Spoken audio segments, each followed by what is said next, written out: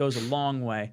Now, let's get into some of our under-the-radar topics, or under-the-radar players. We discussed this a little bit beforehand. Mr. Amarius Mims is the first one we're going to talk about. He's a right tackle out of Georgia.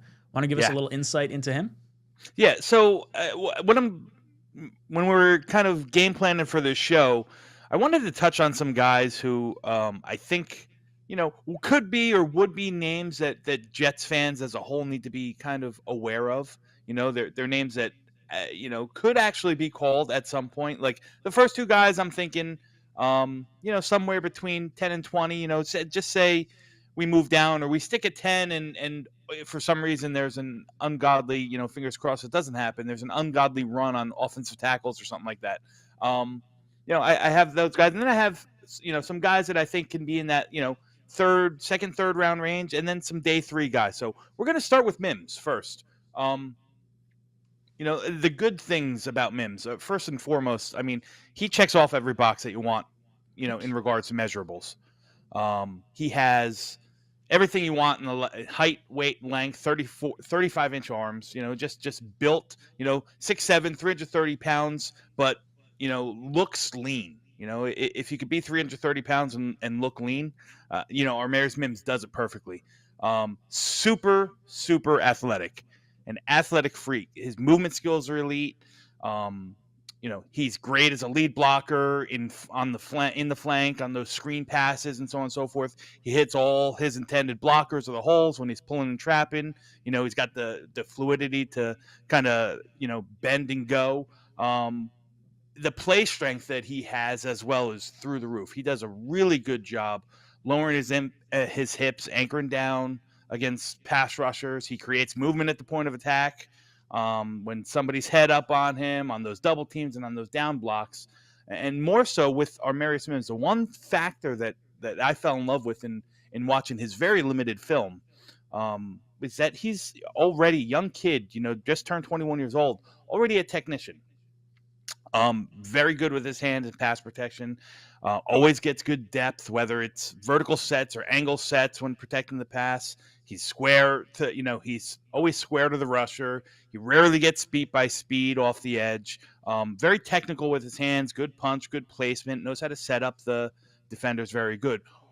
All these things, like, check mark after check mark on what you want out of a left tackle. Now, in fairness, Mims played right tackle for most of the time in college, but this is where this is where we start getting into things that I'm starting to question about Amarius Mims and why his name isn't brought up with the, top with the Olufusanos and the Joe Walts of the world, because from a high level, the picture looks perfect, and even on film, these things are very, very apparent, but he has just 8 starts in college. Right, he's played less than 800 total snaps in his collegiate career. So you drafting him, it's going to be a decision that you're basing solely on traits and projection. Now, a lot of NFL teams do that. That's fine. But again, there is risk involved in there. You don't know how he's going to really, you're going to need to develop him, still, because he's still young, he's still raw, he's still green. He just hasn't had that much time, under the gun. The scheme fit is also a thing. Georgia utilizes a straight on, power gap style Russian attack. 8 games that he played this year, I could find no film at him where you saw him successfully executing like reach blocks or any basis of the outside zone run scheme at all. So, like I said, his movement skills are very good, but, I have no proof or anything that he can kind of handle some of the techniques that are an outside zone or a zone blocking scheme would ask of him. On top of that is the one thing that I think he needs to work on a lot is some of that balance. He tends to set with a very, very narrow base, tends to lunge at times. He ends up on the ground way too much, or he can overset in his pass sets. Gets there too quick, and that causes him to open up and get beat to the inside a lot, because if you overset, you got to kind of reach back to get back to the, get back to the rusher. And by that time, the rusher's already halfway past him, and it's too the much leverage gets thrown off entirely. Yeah. too much of that on tape as well. Again, I think that's all coachable things. So the big picture looks very good, but it's still, not developed enough. The picture is still a little cloudy. Remember the old Polaroids? You have to pull them Sure, out and you got to wave them in the air. Yeah. We're still waving on our Amarius Mims. Like, would it surprise me if he was the best tackle that came out of this class? Absolutely not. Like I said, the physical traits, the movement skills for somebody at 330, 340 pounds is just ridiculous. I think he can plug in from the get-go on the left side. I don't think that he's just right, even though he played on the right side in college. I don't think that he's right, kind of right tackle specific. I think he can play the blind side. But again, he comes with a very, very risky proposition because he just hasn't done it long enough, So that's the first guy that I think makes sense. Again, Joe Douglas likes big tackles, and he likes his he likes those athletic traits that guys put out. Joe Douglas is known as the RAS score, the RAS score guru. And my guess is that if Mims tests at the combine or whatnot, he's going to test very well. He's athletically gifted. He just still has to put it all together for an extended period of time, and that's my biggest concern with him.